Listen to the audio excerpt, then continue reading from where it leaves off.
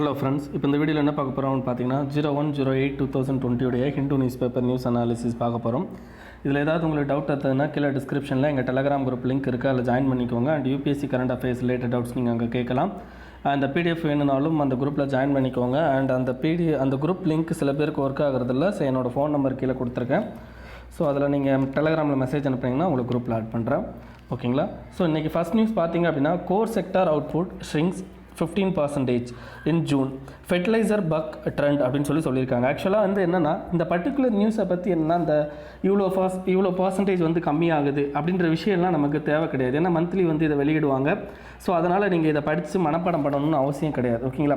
இதில் தெரிஞ்சுக்க வேண்டியது வாட் இஸ் கோர் செக்டார்னா என்ன. ஓகேங்களா? கோர் செக்டார்னா என்ன, அந்த கோர் செக்டாருடைய அவுட்புட் எந்த அளவுக்கு வந்து எக்கனாமியில் வந்து இம்பார்ட்டன்ட். ஓகேங்களா? எந்த அளவுக்கு எக்கனாமியில் இம்பார்ட்டன்ட் அப்படின்றதும்.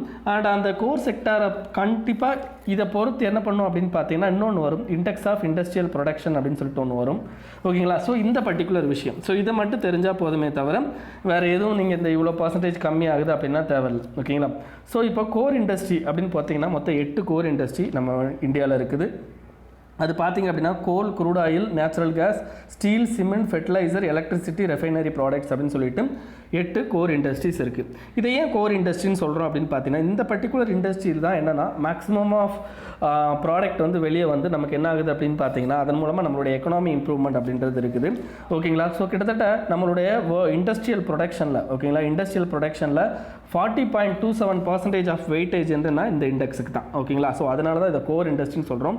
ஸோ இந்த பர்டிகுலர் இதில் ஓவராலாக நம்ம என்ன பண்ணுவோம் அப்படின்னா நம்ம இந்தியாவில் இண்டெக்ஸ் ஆஃப் இண்டஸ்ட்ரியல் ப்ரொடக்ஷன் அப்படின்னு சொல்லிட்டு வெளியிடுவோம்.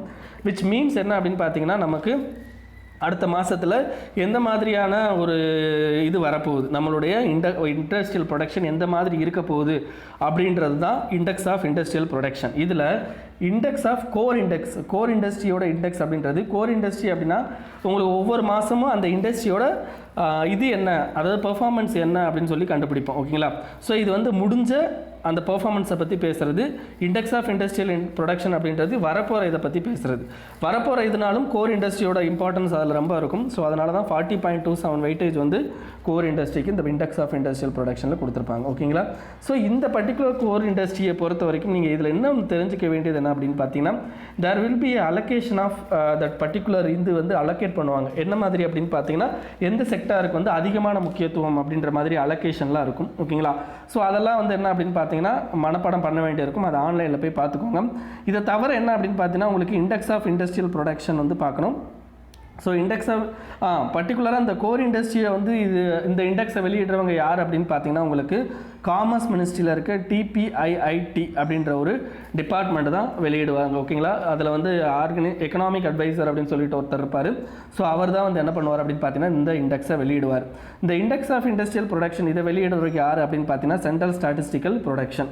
இது என்ன அப்படின்னு பார்த்தீங்கன்னா நமக்கு volume of production of basket of industrial products அப்படின்னு சொல்லிட்டு எவ்வளோ ப்ரொடக்ஷன் பண்ணுறாங்க அப்படின்றத பொறுத்து இந்த particular index of industrial production இருக்கும். ஓகேங்களா? ஸோ இதை தவிர ஃபிஸ்கல் டெஃபிசிட்டை பற்றி கொடுத்துருக்காங்க. ஸோ ஃபிஸ்கல் டெஃபிசிட் அப்படின்றது நம்மளுடைய ரெவன்யூ ஆஸ் வெல் அஸ் பார்த்தீங்க அப்படின்னா நம்மளுடைய எக்ஸ்பெண்டிச்சர். இதில் ஏற்படுற அதிகமான எக்ஸ்பெண்டிச்சர்னால நமக்கு என்ன ஆகும் அப்படின்னா டெஃபிசிட் அப்படின்றது கிரியேட் ஆகும். கிட்டத்தட்ட நம்ம என்ன பண்ணுவோம் அப்படின்னு பார்த்தீங்கன்னா பட்ஜெட்டோட கோல் அப்படின்னு எவ்வளோ வச்சுருந்தோம் அப்படின்னா 3.5% தான் நம்மளுடைய கோல் அப்படின்றது இருந்துச்சு ஃபிஸ்கல் டெஃபிசிட். பட் இப்போ அரௌண்ட் கிட்டத்தட்ட பார்த்தீங்கன்னா 83% அளவுக்கு நம்ம வந்து என்ன பண்ணிட்டோம் அப்படின்னு பார்த்தீங்கன்னா நம்மளுடைய ஃபிஸ்கல் டெஃபிசிட் இன்க்ரீஸ் ஆகிடுச்சு. ஓகேங்களா? கிட்டத்தட்ட 6.62 லட்சம் கோடி கிட்ட நம்ம என்ன பண்ணுறோம் அப்படின்னு பார்த்தீங்கன்னா கடன் வாங்கி வச்சுருக்கோம். ஓகேங்களா? ஸோ இதுதான் வந்து இதில் தெரிஞ்சிக்க வேண்டியது. இப்போ இந்த மாதிரி அதிகமாக ஃபிஸ்கல் டெஃபிசிட் இருந்தால் எக்கனாமியில் எந்த மாதிரியான ப்ராப்ளம்ஸ்லாம் ஏற்படும் அதுதான் உங்களுக்கு கொஷினாக கேட்பாங்களே தவிர இந்த ஃபிஸ்கல் டெஃபிசிட் இவ்வளோ எவ்வளோ இருக்குது அது நமக்கு தேவையில்லை. பட் என்னென்னா அதனால் இந்தியன் எக்கனாமியில் எந்த மாதிரியான பாதிப்பு பேப்பர் 3ல் வந்து உங்களுக்கு கொஷின் கேட்பாங்க. ஓகேங்களா? Next KVs unlikely to change medium of instruction சொல்லியிருக்காங்க. இது வந்து நேஷனல் எஜுகேஷன் பாலிசியை பற்றி பேசியிருக்காங்க. இதில் ஒரே ஒரு பாயிண்ட் தாங்க. அது எந்த பாயிண்ட் பற்றி பேசியிருக்காங்க அப்படின்னா தாய்மொழி வழி கல்வி. 5வது வரைக்கும் இருக்கிற குழந்தைகளுக்கு கட்டாயமான தாய்மொழி வழி கல்வியும் அதிலிருந்து 8வது வகுப்பு வரைக்கும் இருக்கிற குழந்தைகளுக்கு முடிஞ்ச அளவுக்கு தாய்மொழி வழி கல்வியும் கொடுக்கறது அப்படின்றது இப்போ பர்டிகுலராக நம்மளுடைய இதில் வந்திருக்குது. ஓகேவா, நம்மளுடைய நேஷனல் எஜுகேஷன் பாலிசியில் வந்திருக்கு. பட் கேந்திரா வித்யாலயில் எந்த மாதிரியான மீடியம் ஆஃப் இன்ஸ்ட்ரக்ஷன் இருக்குது அப்படின்னு பார்த்தீங்கன்னா, Kendriya Vidyalaya is a central institution. It is directly comes under the control of human resource ministry. ஓகேங்களா, ஹச்ஆர்டி மினிஸ்ட்ரிக்கில் டைரக்ட் கண்ட்ரோலில் வரும். ஸோ அதனால் என்ன பண்ணுவாங்க அப்படின்னா, ஆல் ஓவர் இந்தியாவில் இருக்கிற எல்லா டீச்சர்ஸையும் என்ன பண்ணுவாங்க அப்படின்னு பார்த்தீங்கன்னா, உங்களுக்கு ட்ரான்ஸ்ஃபர் பேசிஸில் தான் இந்த பர்டிகுலர் ஸ்கூல் இயங்கும். அப்படின்னா என்ன அர்த்தம், ராஜஸ்தானில் இருக்க ஒரு டீச்சர் திடீர்னு தமிழ்நாட்டில் வந்து ட்ரான்ஸ்ஃபர் பண்ணி போடுவாங்க. ஓகேங்களா, அப்போ ராஜஸ்தானில் இருக்கிற டீச்சர் இங்கே வந்து தமிழ்நாட்டில் இருக்கிற 5வது குழந்தைகளுக்கு கிளாஸ் எடுத்தாங்கன்னா தமிழில் எடுக்க முடியுமா அப்படின்னு கேட்டால் தமிழில் எடுக்க முடியாது. ஸோ அப்போ அதுக்கான சில சேஞ்சஸும் வந்து என்ன கேந்திரியா வித்யாலயா பண்ணணும் அப்படின்றது இவங்க பேசியிருக்காங்க. ஜஸ்ட் என்னன்னா கேந்திரியா வித்யாலயனா என்னன்னு தெரிஞ்சுக்கோங்க. அதுக்கப்புறம் இந்த ஒரு பாயிண்ட்டை பற்றி தெரிஞ்சுக்கோங்க. ஓகேங்களா, நேஷனல் எஜுகேஷன் பாலிசியில் நீங்கள் நேஷனல் எஜுகேஷன் பாலிசியை பற்றி நான் தெரிஞ்சுக்கிட்டே வரணும். ஓகேங்களா, நான் முடிஞ்சால் அதுக்குன்னு ஒரு தனியாக வீடியோ போடுறேன். ஓகேங்களா, யூஸ்ஃபுல்லாக இருக்கும். ஸோ நெக்ஸ்ட் என்ன அப்படின்னு பார்த்தீங்கன்னா, உங்களுக்கு எடிட்டோரியல் பேஜ் போயிடலாம். ஸோ எடிட்டோரியல் பேஜை பொறுத்த வரைக்கும் உங்களுக்கு ஃபஸ்ட் ஆர்டிக்கல் பார்த்தீங்கன்னா என்வரான்மெண்டல் இம்பேக்ட் அசஸ்மெண்ட் பற்றி பேசியிருக்காங்க. ஸோ ஆல்ரெடி நம்ம அதுக்குன்னு தனியாக வீடியோ போட்டாச்சு. ஸோ அதனால் நான் இதை எடுக்கலை. ஸோ ஆல்ரெடி நம்ம என்ன பேசியிருக்கோமோ அதை தான் இதுலேயும் பேசியிருப்பாங்க. ஸோ அதனால் நான் அதை ஒமிட் பண்ணிட்டேன். இதுக்கடுத்து என்ன, COVID-19 கிரைசிஸ் மெட்ரோபாலிட்டன் பேட்டில் பற்றி பேசுகிறாங்க.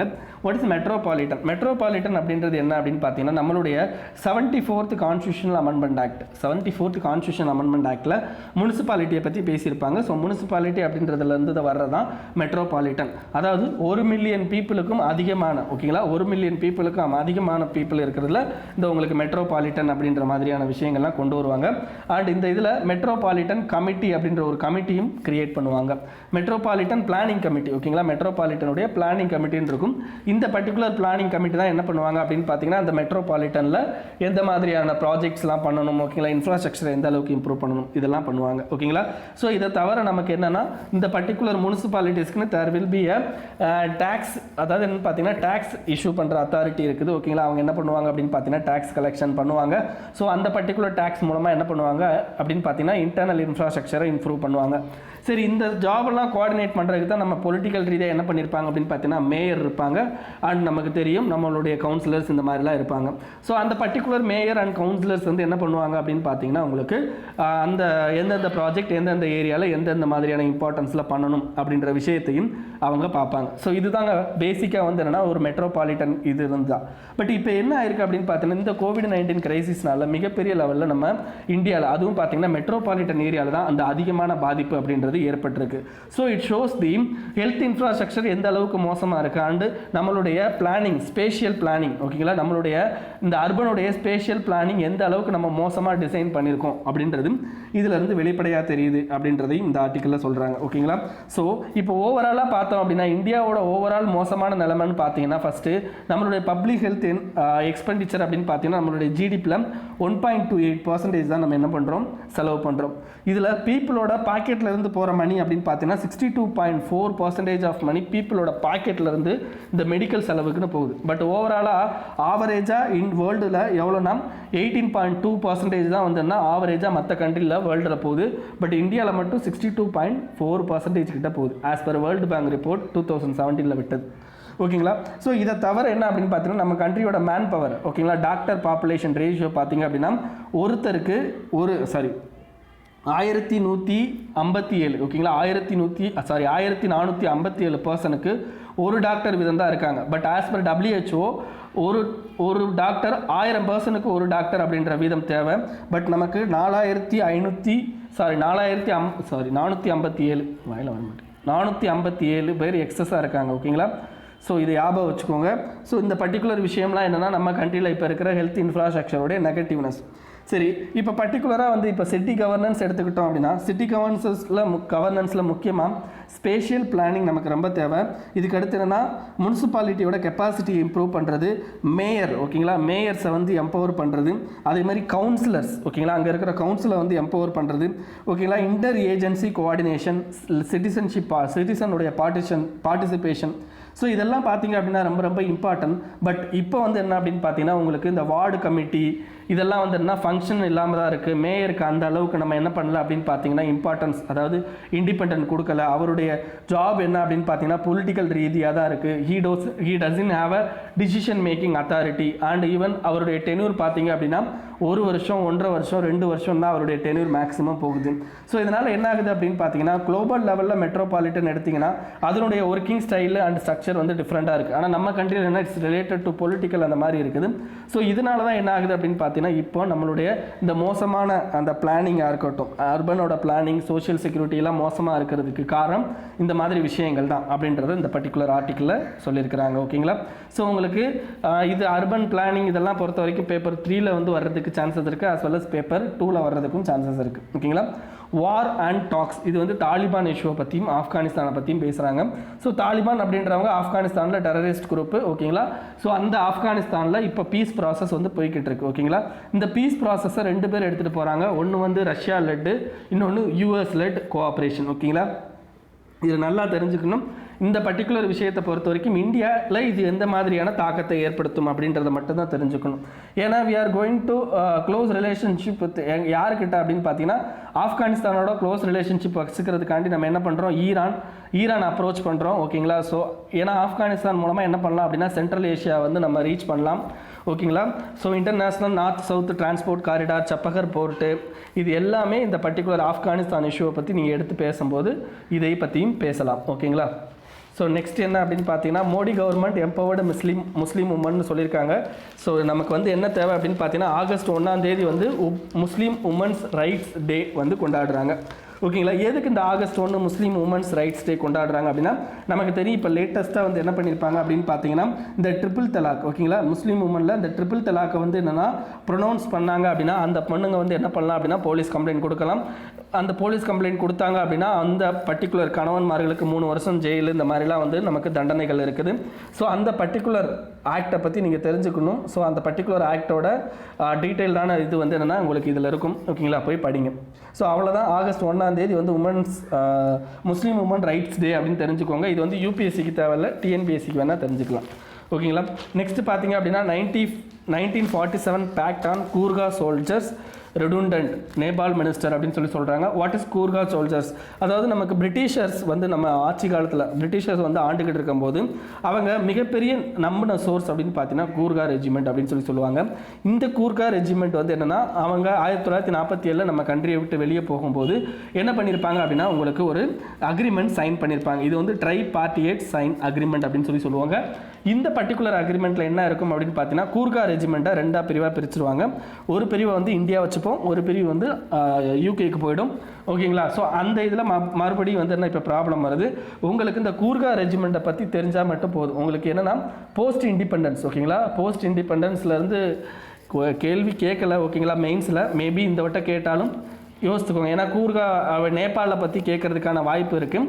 ஸோ அதில் கூர்கா ரெஜிமெண்ட்டும் ஒரு இம்பார்ட்டண்ட்டான விஷயம். ஸோ அதனால் வந்து என்ன பண்ணிக்கோங்க அப்படின்னா கூர்கா ரெஜிமெண்ட்டை பற்றி படிச்சுக்கோங்க. Next centre working with RBI on need for loan restructuring. Finance minister, what is loan restructuring? Loan restructuring அப்படின்னா இப்போ ஒரு பேங்க்கு கடன் கொடுக்குறாங்க. அந்த கடன் கொடுத்த பேங்க் வந்து என்ன சம் வட்டி இதெல்லாம் டிசைட் பண்ணி இதுக்கு முன்னாடியே கொடுத்துருப்பாங்க. ஸோ இப்போ என்னென்னா நமக்கு COVID-19 பீரியட்னால அதிகமான வட்டி இருந்தாலோ இல்லாட்டி அதிகமான பைசா இருந்தாலும் அவங்க திருப்பி கொடுக்குறது கொஞ்சம் கஷ்டம்.